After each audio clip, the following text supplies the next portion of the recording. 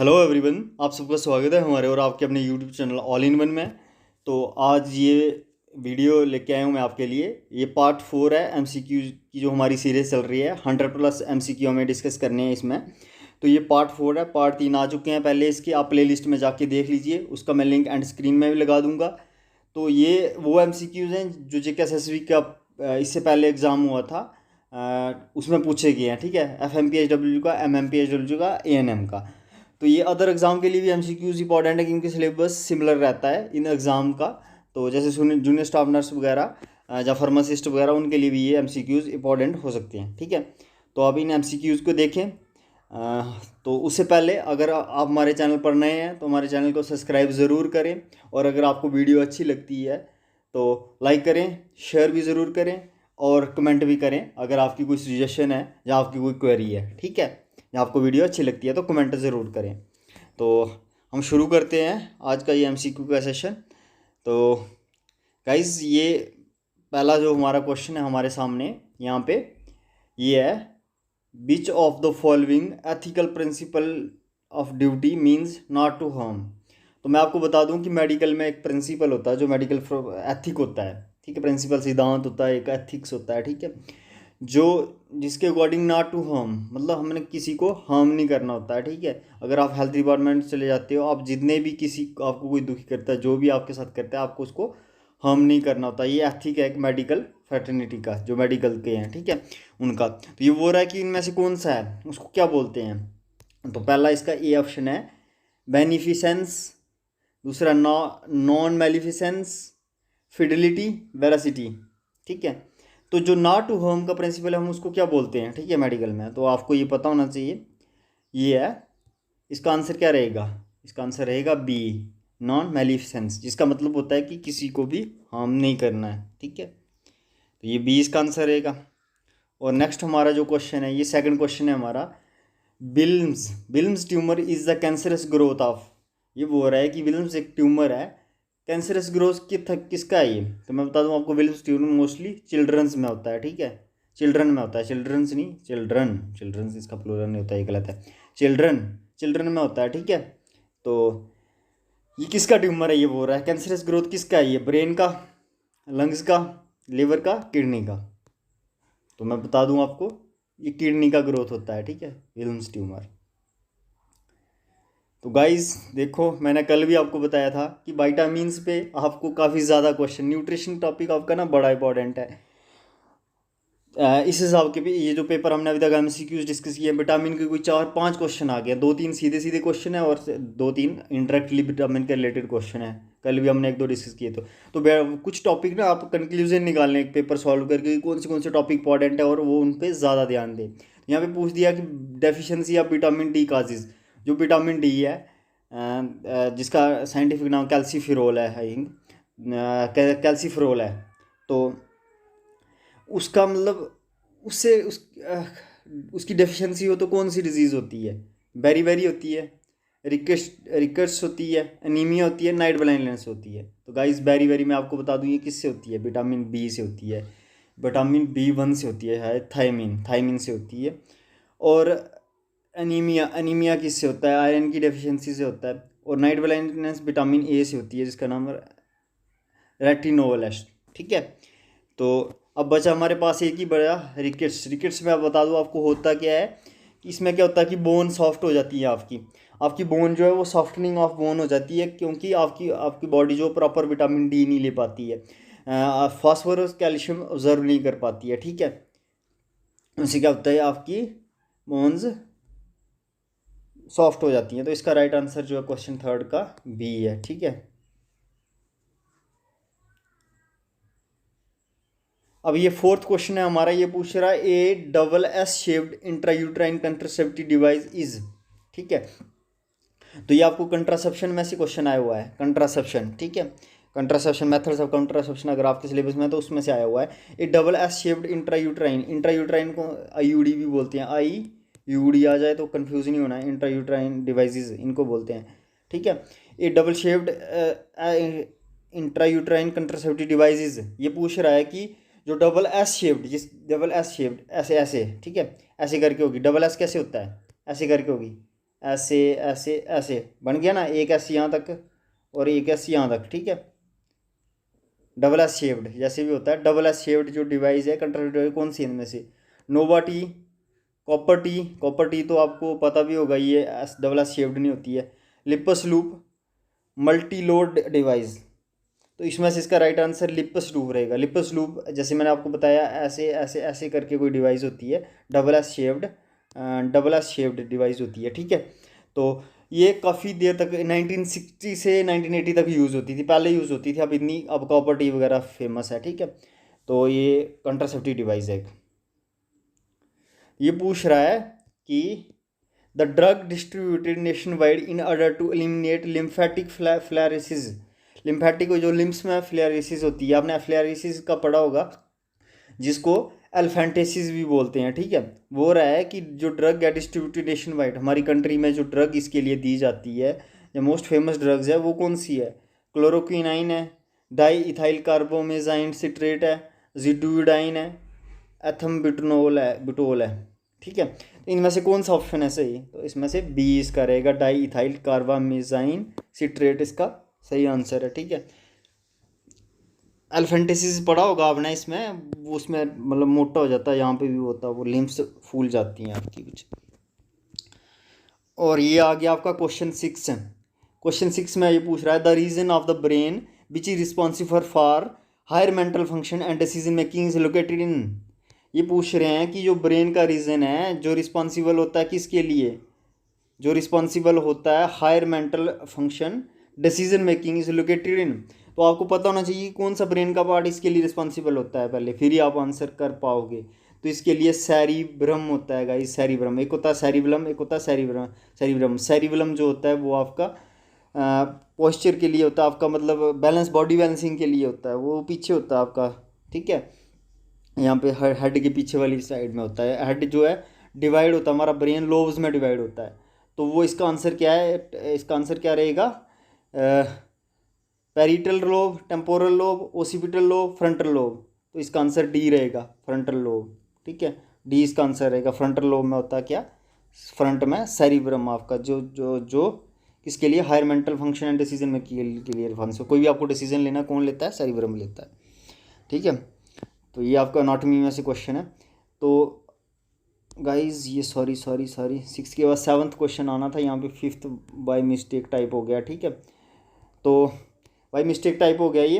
तो ये which of the following nursing intervention is appropriate when an IV infusion infiltrates. तो guys ये भी क्वेश्चन आपके लिए काफ़ी अच्छा क्वेश्चन है। तो मैं आपको एक और इंपॉर्टेंट बात बता दूं, यहाँ पे ये भी क्वेश्चन कहाँ से आया हुआ? नर्सिंग.com जो मैंने आपको वेबसाइट बताई थी, वहाँ से काफ़ी क्वेश्चन, 10 क्वेश्चन आ गए इस पूरे क्वेश्चन पेपर में, वहाँ से डायरेक्टली उठा के डाल दिए नर्सिंग.com। और आप ऐसे ही सॉल्व करें एमसीक्यूज़ इन साइड पे जाके जितने हो सकते हैं, ठीक है। डायरेक्टली भी एमसीक्यूज़ उठा के डाल देते हैं, नर्सिंग.com से। तो ये वो रहा है कि नर्स को इंटरवेंशन कौन सी करना चाहिए, कौन सी अप्रोप्रिएट रहेगी उसके लिए, जब आईवी इन्फ्यूज़न इन्फिल्ट्रेट कर सकता है। तो आईवी इन्फ्यूज़न इन्फिल्ट्रेट का मतलब क्या होता है कि आईवी इन्फ्यूज़न जब आप मेडिकेट लगाते हो ना, वो आउट हो जाता है, जिसको हम आउट बोलते हैं। मतलब वो वेन में लगाना होता है ना हमें, वेन से बाहर निकल के टिश्यू में चला जाता है फ्लूइड, तो वहाँ पे फूलना वगैरह शुरू हो जाता है। ये वो रहा कि कौन सी इंटरवेंशन इसके लिए सही रहेगी? एलिवेट द साइट, उसको उठाना ऊपर, डिसकंटिन्यू द इन्फ्यूजन, बंद कर देना है, attempt to flush the tube, या उसको फ्लश करना है, अप्लाई बार मस्ट कंप्रेस, ठीक है। तो गाइज एलिवेट द साइट, ठीक है। एलिवेट द साइट को ऊपर करने से क्या होगा? कुछ नहीं होगा। Attempt to flush the tube, flush करेंगे तो वो और ज़्यादा फ्लूइड उसमें टिश्यू में जाएगा, पेशेंट को ज़्यादा दर्द होगी, ठीक है। तो डिसकंटिन्यू द इन्फ्यूजन, ठीक है, हम उसको बंद कर देना चाहिए, दूसरी जगह लगा देना चाहिए। Apply balm must compress, compress भी हम करते हैं अप्लाई, पर वो उसको निकालने के बाद करते हैं, यहाँ पे वो फूला होता है, ठीक है, स्वेल हुआ होता है यहाँ पे, वहाँ पे हम उसको करते हैं। तो इसका सही आंसर क्या रहेगा गाइज? इसका आंसर बी रहेगा, हमें इन्फ्यूजन को बंद कर देना और दूसरी जगह लगा देना है, ठीक है। अब आ गया हमारा 7th क्वेश्चन, ऐसे 6th दिख रहा है यहाँ पे ये। तो इसमें पूछा हुआ है चिकनगुनिया वाज रिपोर्टेड इन, ठीक है, फर्स्ट रिपोर्ट कहाँ हुआ था? चिकनगुनिया डिजीज़ होती है, आप इसके बारे में पढ़ लें थोड़ा, तो थोड़ा बहुत क्वेश्चन सॉल्व करने का यही तरीका होता है। तो वो रहा चिकनगुनिया जो है ये फर्स्ट रिपोर्ट कहाँ पे हुई थी? तो ये तंजीनिया में रिपोर्ट हुई थी फर्स्ट, ठीक है। इंडिया में, अमेरिका, इसके ऑप्शन थे इंडिया, तंजीनिया, अमेरिका, यूरोप। तो तंजीनिया इसका राइट आंसर है, बी, ठीक है। तो अब ये बोल रहा है कि a community health nurse records mid arm circumference of a 5 year old 12 centimeter, she identifies the child to be. ये बोलता है कि एक बच्चा है जिसका mid arm upper um mid upper arm circum, um इसको क्या बोलते हैं guys, MUAC, mid upper arm circumference, ठीक है। इससे मेजर करती है। न्यूट्रिशन का ही क्वेश्चन देखो आ गया आपको, न्यूट्रिशन में कितने माल न्यूट्रिशन का क्वेश्चन है ये, ठीक है। तो आपको क्या करना है, मिड अपर आर्म सर्कमफ्रेंस के बारे में पढ़ लेना। इसके मैंने 2-3 क्वेश्चन देख दिए इस पूरे पेपर में, तो आपको इसके बारे में भी पढ़ लेना, ये क्या होता है, कैसे इसको मेजर करते हैं, ठीक है।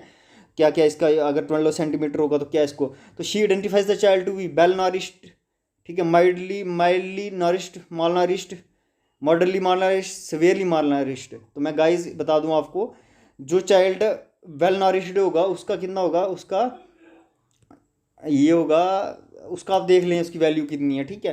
तो इसका आंसर क्या रहेगा, मॉडरेटली माल नॉरिश्ड, ठीक है। तो ये इसका आंसर सी रहेगा, ठीक है। तो आप इसकी वैल्यू वगैरह देख लें, उसका देख लें क्लासिफिकेशन कैसे करते हैं, ठीक है, ये ज़रूरी है आपके लिए। The drug of choice for treatment of alcohol withdrawal is, ठीक है।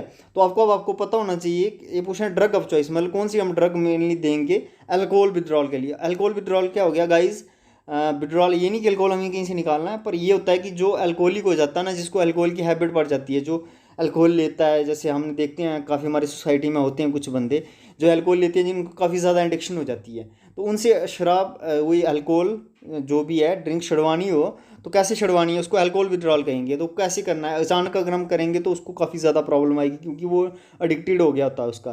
तो अल्कोहल विड्रॉल के लिए वो हो रहा है कि हमें ड्रग देते हैं, ठीक है। वो कौन सी है चॉइस ऑफ ड्रग, ठीक है। अल्कोहल विड्रॉल समझ आ गया आपको कि किसी को अल्कोहल को छुड़ाना है, ठीक है। तो एनाल्जेसिक्स आप इसको एलिमिनेट कर सकते हो आराम से, क्योंकि एनाल्जेसिक्स आपको पता है ये दर्द के लिए देते हैं, ठीक है, दर्द के लिए मेडिसिन देते हैं वो है, तो दर्द वाली उसको क्या करनी है। विटामिन ई, ये भी कुछ बनकता नहीं है यहाँ पे, ठीक है। एंटीपायरेटिक आपको पता है, एंटीपायरेटिक वो होती है जो जिनसे टेम्परेचर, जैसे पैरासीटामोल एंटीपायरेटिक है, ठीक है।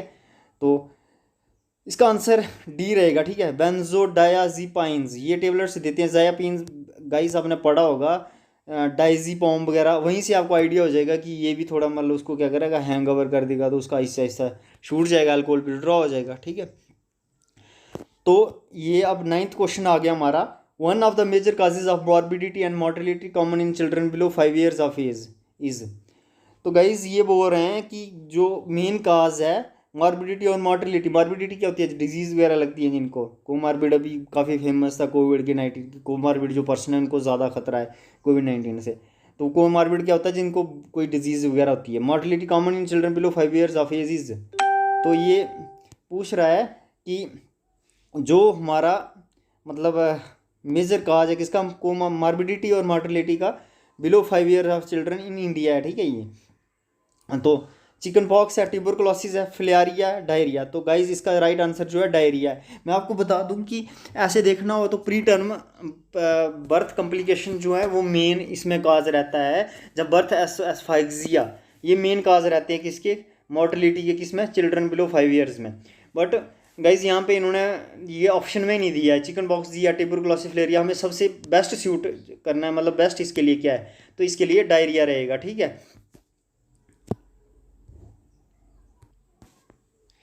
तो 10th क्वेश्चन हमारा जो है ये, individuals with plotting harm suspicious and mistrustful behaviour is characterised by. बोल रहे हैं कि एक पर्सन है जिसको लगता है कि मुझे कोई हर्ट करने वाला है, उसको शक होता रहता है, और ट्रस्टफुल बिहेवियर है उसका, मिसट्रस्टफुल बिहेवियर है, मतलब किसी पे विश्वास नहीं करता है। तो उसको कौन सा डिसऑर्डर है, ठीक है। जैसे मतलब किसी को लगता है कि नहीं मुझे कोई मारेगा, नहीं मुझे कोई हार्म करेगा, किसी को विश्वास नहीं, मतलब ऐसे तो होता है कि एक मतलब किसी रीज़न होता है बिना रीज़न के, ठीक है। तो इसको क्या बोलेंगे, सचिजुआइड पर्सनैलिटी डिसऑर्डर, या फिर इसको बोलेंगे paranoid personality disorder, dissocial personality disorder, emotionally unstable personality disorder. तो गाइज इसका मैं बता दूं, इसका आंसर बी रहेगा, ठीक है, पैरानॉइड पर्सनैलिटी डिसऑर्डर, PPD बोलेंगे इसको, ठीक है। ट्यूबरकुलोसिस इज काज्ड बाय, ये तो आपको पता ही होगा, ट्यूबरकुलोसिस इज काज्ड बाय, ठीक है। कौन सा इनमें से जो है बैक्टीरिया जो है ट्यूबरकुलोसिस काज करता है, माइकोबैक्टीरियम, सैल्मोनेला, हेलिकोबैक्टर, माइकोप्लाज्मा। तो इसका राइट आंसर रहेगा माइकोबैक्टीरियम, ये इसका राइट आंसर है, ठीक है। तो the incubation period of influenza is, ये पूछ रहा है कि इंक्यूबेशन पीरियड ऑफ इन्फ्लुएंजा क्या होता है, कितना होता है, ठीक है, क्या नहीं कितना होता है। तो अब आपको पता होना चाहिए इंक्यूबेशन पीरियड क्या होता है। इंक्यूबेशन पीरियड होता है कि जब आप में वायरस या बैक्टीरिया कोई आता है वो कितनी देर बाद अपने सिम्टम्स शो करना होता है। जैसे इंक्यूबेशन पीरियड अभी कोविड-19 का, तो यहाँ से मैं आपको बता दूँ, आप कोविड-19 के बारे में ज़रूर पढ़ लें, क्वारंटाइन वगैरह, या कोविड-19 क्या होता है, कहाँ से शुरू हुआ, कौन सी सिटी से, कौन सा वायरस उसके लिए, कौन सी स्ट्रेन उसके लिए वो रिस्पॉन्सिबल है। जैसे MERS है, मिडल ईस्ट जो वाला वायरस है, जो भी है, सारस है, जैसे मतलब पूरा ये ना आप पूरा पढ़ लें कोविड-19 के बारे में, क्योंकि इसके बारे में आने के काफ़ी चांसेस हैं। तो ये बोल रहा है कि इन्फ्लुएंजा के लिए ये जो है ये कितना होता है इंक्यूबेशन पीरियड। तो इसका आंसर A 1 to 3 है, या फिर 7 to 10 है, या 6 to 8 डेज़ है, या 10 to 12 डेज़ है। तो इसका आंसर जो रहेगा 1 to 3 डेज़ रहेगा इंक्यूबेशन पीरियड इसके लिए, ठीक है।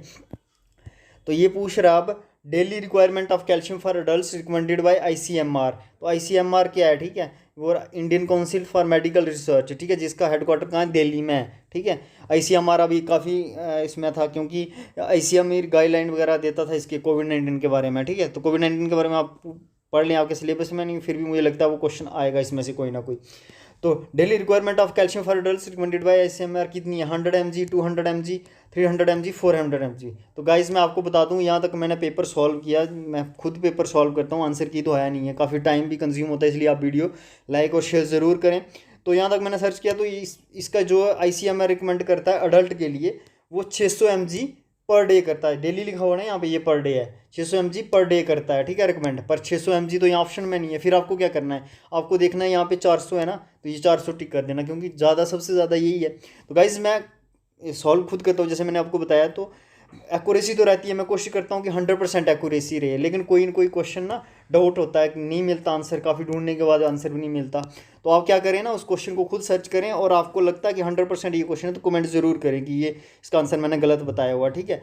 मैं कोशिश 100% एक्यूरेसी की करता हूँ, पर पॉसिबल नहीं होती, आपको पता है ह्यूमन का मतलब ही होता है एरर, गलतियाँ तो होती हैं। तो आप प्लीज़, अगर आपको लगता है कि कोई क्वेश्चन का आंसर ये नहीं है, तो आप सर्च करके उसका 100% विद प्रूफ कमेंट करें, बाकियों की भी हेल्प हो जाए, ठीक है। तो ये हमारी यहाँ पे आंसर इसका क्या रहेगा, मैंने बता दिया 600 mg होता है, पर ऑप्शन में नहीं है, तो हम सबसे ज़्यादा जो उसको टिक करेंगे, ठीक है। तो मैं बता दूं कि आपको अगर आ जाता है कि जो प्रेग्नेंट, तो मैं बता दूं अगर आपको आ जाता है ना कि प्रेग्नेंट मदर्स और लैक्टेटिंग मदर्स, प्रेग्नेंट जो वुमेन होती है, या लैक्टेटिंग मदर्स होती हैं, उनमें कितनी, उनमें गाइज मैं आपको बता दूं 1200 mg पर डे ये कैल्शियम चाहिए होता है। क्योंकि उनमें जो बच्चा होता है, बेबी होता है, उसको भी कैल्शियम चाहिए होता है, जो प्रेग्नेंट वुमेन होती है, क्योंकि उसमें बोन डेवलपमेंट वगैरह हो रही होती है। तो इसलिए 600 के बजाय उनमें 1200 mg कैल्शियम पर डे की ज़रूरत होती है। और लैक्टिक मदर में क्या होती है, वो मिल्क फीडिंग करवाती है बच्चों को, तो मिल्क जब बनता है उसमें कैल्शियम होता है, आपको पता है, तो उनके लिए भी ज़्यादा रहेगा ये, ठीक है। चलो हम नेक्स्ट क्वेश्चन पे चलते हैं, ये काफ़ी हो गया डिस्कशन, तो हम जल्दी जल्दी करेंगे, ठीक है। तो ये अर्बनाइजेशन गाइज, ये आपकी ना सोशियोलॉजी से क्वेश्चन आया, सोशियोलॉजी आपकी उसमें है ना, तो उसमें से क्वेश्चन आया हुआ है। आप बोलोगे ऐसा क्वेश्चन कैसे आ गया नर्सिंग में, तो ये वहीं से आया हुआ है। Urbanisation occurred in 19th century because, हो रहा है कि अर्बनाइजेशन क्या होती है, लोग रूरल यानी कि गाँव से शहर में मूव करते हैं, तो उसको हम अर्बनाइजेशन बोलते हैं, मतलब अर्बन एरिया में जाते हैं लोग, रूरल एरिया से। रूरल कौन सा होता है, गाँव, और अर्बन हो गए शहर, वहाँ जाते हैं, क्योंकि वहाँ पे फैसिलिटीज़ ज़्यादा होती हैं। तो ये हो रहा कम्यूटर्स जो होते हैं, ये मूव करते हैं, started to moving out villages to city due to disease outbreak, ये इसका आंसर है। ये भी नहीं है इसका answer. Towns and villages were being planned and managed more effectively, तो विलेजेस अगर मैनेज होती है इफेक्टिवली तो वो ज़रूर मूव करती है, तो ये भी इसका आंसर नहीं है। Industrial capitalism led to the movement of population, तो ये है इसका, industrial capitalism led to the movement of population from rural to urban area. तो ये हो रहा है कि इंडस्ट्रियलाइजेशन क्या होती है, इंडस्ट्रीज वगैरह डेवलप हुई, कैपिटलिज्म डेवलप हुआ, उसकी वजह से मूव हुए, तो ये इसका आंसर है, राइट आंसर है। और डी इसका हम देखते हैं कि आंसर हो सकता था कि नहीं। Transport system was not provided so it was easy to live in the city, ये क्या हो गया, अगर आपको ट्रांसपोर्ट नहीं मिला तो क्या आप सिटी में मूव कर जाओगे, ऐसा थोड़ी होता है। ये नहीं है, इसका सही आंसर क्या है, सी। तो मैं आपको एक और इंपॉर्टेंट क्वेश्चन, इस क्वेश्चन के बारे में बात बताऊँ, ये भी नर्सिंग currentnursing.com से आपका क्वेश्चन आया हुआ है, currentnursing.com, वहाँ से सीधा सीधा क्वेश्चन उठा के डाल दिया है, ठीक है। तो अब नेक्स्ट क्वेश्चन है हमारा, for a patient with terminal illness for a patient with terminal illness in the acceptance stage the appropriate nursing intervention is. ये बोल रहा है कि एक पेशेंट है जिसको टर्मिनल इलनेस है। टर्मिनल इलनेस पता होना चाहिए आपको क्या होती है, इन द एक्सेप्टेंस स्टेज है। कौन सी स्टेज है? Acceptance stage. तो मैं आपको बता दूं टर्मिनल इलनेस वो होती है कि जब किसी को डिजीज़ है, जैसे सीए है या कोई भी डेडली डिजीज़ है, ठीक है, जिससे उसको लगता है उसकी डेथ श्योर है, उसको बोलते हैं हम टर्मिनल डिजीज़, ठीक है। और एक्सेप्टेंस स्टेज होती है कि उसको पता होता है कि अब मैंने मरना ही है, मतलब जिसको सी है तो उसको पता है यार 2 साल 4 साल जीऊँगा, या HIV एड्स वगैरह उसको पता है 7-8 साल जीऊँगा, ज़्यादा कितना जीऊँगा, ठीक है। तो वो क्या होती है, टर्मिनल इलनेस बोलते हैं उसको, एक्सेप्टेंस स्टेज पे होती है। तो वो रहा है कि उसके लिए अप्रोप्रिएट सही क्या रहेगी, नर्सिंग इंटरवेंशन क्या रहेगी, नर्स को क्या करना चाहिए कि अगर ऐसे पेशेंट के साथ डील करना है। Allowing the patient to cry and talk loud, ठीक है, मोस्ट अप्रोप्रिएट बोल रहा है ये, द अप्रोप्रिएट, ठीक है। तो encouraging family members to visit more times, ठीक है, while doing procedure explaining the patient what and why it is being done, being around though not speaking. तो गाइज इसके लिए आप मोस्ट अप्रोप्रिएट इंटरवेंशन रहेगी D, being around though not speaking, मतलब उसको वहीं रहना पर बोलना नहीं है उसके साथ, ठीक है, क्योंकि वो चिड़चिड़ा हो जाता बंदा, जिसको लगता है कि मेरी मौत श्योर है तो वो तो डरेगा ही। तो ये इसका राइट आंसर है, ठीक है, डी इसका राइट आंसर। ये भी कहाँ से आया हुआ है, currentnursing.com, इसी साइड से सीधा सीधा क्वेश्चन, कुछ भी चेंज नहीं किया, उठा के डाल दिया यहाँ पे, ठीक है। तो ये वेबसाइट से आते हैं क्वेश्चन काफ़ी ज़्यादा। तो ये हमारा 16 क्वेश्चन है, which of the following is an expression of favour और disfavour towards a person, place, thing और इवेंट। अब आप सोच रहे हैं कि ऐसा क्वेश्चन हमें क्यों आ गया, तो गाइज ये आपका साइकोलॉजी में से है, साइकोलॉजी आपका उसमें है ना, उसमें से क्वेश्चन आया हुआ आपको, ठीक है। तो विच of the following is an expression of favour disfavour towards a person, place, thing और इवेंट। हम किसी को फेवर या डिसफेवर करते हैं, हम उसको क्या बोलते हैं, कन्फ्लिक्ट बोलते हैं, कन्फ्लिक्ट नहीं बोलेंगे उसको, जजमेंट्स बोलते हैं, जजमेंट में नहीं बोलेंगे हम, फ्रस्ट्रेशन में नहीं बोलेंगे, फ्रस्ट्रेशन में किसी को लाइक थोड़ी करते हैं हम, फेवर थोड़ी करते हैं, ठीक है। तो इसका क्या रहेगा, इसका सही जो आंसर रहेगा एटीट्यूड रहेगा, ठीक है, एटीट्यूड रहेगा ये इसका सही आंसर। और ये आ गया अब हमारा 17th क्वेश्चन, ठीक है। तो the well organise system of health education at the centre and state was formed by. Guys एक कमेटी के बारे में क्वेश्चन है, कमेटी के बारे में एक क्वेश्चन पहले भी आ चुका है। अगर आपके सिलेबस में FM PHW ANM या जिसके भी सिलेबस में है तो कमेटी आप ज़रूर पढ़ें, ठीक है। ये कमेटीज़ काफ़ी इंपॉर्टेंट है, इन्होंने हेल्थ का पूरा वो दिया हुआ है। तो मेरे अकॉर्डिंग इसका आंसर रहेगा, जहाँ तक मैंने सर्च किया तो इसका ये आंसर रहेगा, पर आपको लगता है कि कुछ और आंसर है तो प्लीज़ विद प्रूफ कमेंट करें। तो आप कमेटी ज़रूर पढ़ लें, जिसके भी सिलेबस में इसमें से 1-2 क्वेश्चन एक्सपेक्ट कर सकते हैं हम, ठीक है। तो अब आ गया हमारा 18। तो गाइज़ अभी तक आपने अगर हमारे चैनल को सब्सक्राइब नहीं किया तो प्लीज़ हमारे चैनल को सब्सक्राइब कर रहे हैं और साथ में बेल आइकन को भी हिट कर दें, ठीक है। काफ़ी मेहनत लगती है वीडियो बनाने में। तो 18th हमारा क्वेश्चन है अब, प्रोजेस्टेरॉन। ये पूछ रहा है प्रोजेस्टेरॉन क्या है, एक हार्मोन है। Only pill is also known as, जिसमें सिर्फ प्रोजेस्टेरॉन होता है उस पिल को हम क्या बोलते हैं, मेल पिल बोलते हैं, मिनी पिल बोलते हैं, वंस ए मंथ पिल बोलते हैं, मॉर्निंग आफ्टर पिल बोलते हैं। तो इसको क्या बोलेंगे हम, प्रोजेस्टेरॉन, जिसमें सिर्फ प्रोजेस्टेरॉन। ये भी कंट्रासेप्शन में से एक क्वेश्चन आया हुआ है, 3-4 क्वेश्चन कंट्रासेप्शन में से भी हो गए, बर्थ कंट्रोल के जो मेथड है उनमें से हो गए। तो ये क्या है, मिनी पिल है, ठीक है, माला एंड हो गई, इजी पिल, शाया वगैरह और भी कंट्रासेप्टिव पिल होती हैं, तो अब उनका सारा पढ़ लें, ठीक है। इजी पिल इमरजेंसी पिल होती है, ठीक है, जैसे अनवांटेड 72। तो ये आ गया इसका बी इसका आंसर रहेगा, ठीक है। और ये आ गया अब 19th का क्या रहेगा हमारा, which is the process by which behaviour through regular repetition becomes automatic. वही बोल रहा है कि कौन सा प्रोसेस है जिसके थ्रू हमारा बिहेवियर, कोई भी हमारा बिहेवियर है, थ्रू रेगुलर रेपिटेशन हम उसको रिपीट करते हैं और वो ऑटोमेटिक हो जाता है। ये भी साइकोलॉजी का क्वेश्चन है आपका, साइकोलॉजी, ठीक है। हैबिट है, एटीट्यूड है, एडजस्टमेंट है, फ्रस्ट्रेशन है, ठीक है, क्या है इनमें से। तो गाइज इसका आंसर है हैबिट, ठीक है। अब कोई भी चीज़ अगर रेगुलर करते हो, आपका कोई भी बिहेवियर है तो आपकी हैबिट बन जाती है वो। अब आ गया 20th क्वेश्चन, तो इसका आंसर आप दोगे मुझे, ठीक है, कमेंट में कमेंट करोगे, वो यहाँ से मुझे पता चलेगा कि कितने बंदों को कितनी वीडियोस चाहिए। और क्योंकि जितना कमेंट करेंगे मैं सोचूंगा उतने बंदे इंटरेस्टेड हैं, और आपका भी थोड़ा मतलब माइंड खुल जाएगा, आपको पता चल जाएगा कैसे क्वेश्चन को रिसर्च करना क्वेश्चन पे। तो इनमें से आप बताओ कि वर्ड रूबियोला का मीन क्या होता है, एग्जैक्ट मीनिंग क्या होता है इस वर्ड का। वाइट स्पॉट्स होते हैं, ब्लैक स्पॉट्स होते हैं, रेड स्पॉट्स होते हैं, ब्राउन स्पॉट्स। गूगल करें और मुझे बताएं प्लीज़, अगर ऐसे पता हो तो ऐसे बता दें, फिर तो आप बहुत इंटेलिजेंट हो, ठीक है। तो आपको आइडिया हो जाएगा इन क्वेश्चन से किस टाइप के क्वेश्चन आते हैं। तो आप वीडियो को अगर आपको अच्छी लगी तो लाइक करें, शेयर करें, और अगर कोई सजेशन है या वीडियो अच्छी लगती है या कोई क्वेरी है तो कमेंट करें। पर चैनल को सब्सक्राइब करना ना भूलें। Thank you, have a nice time.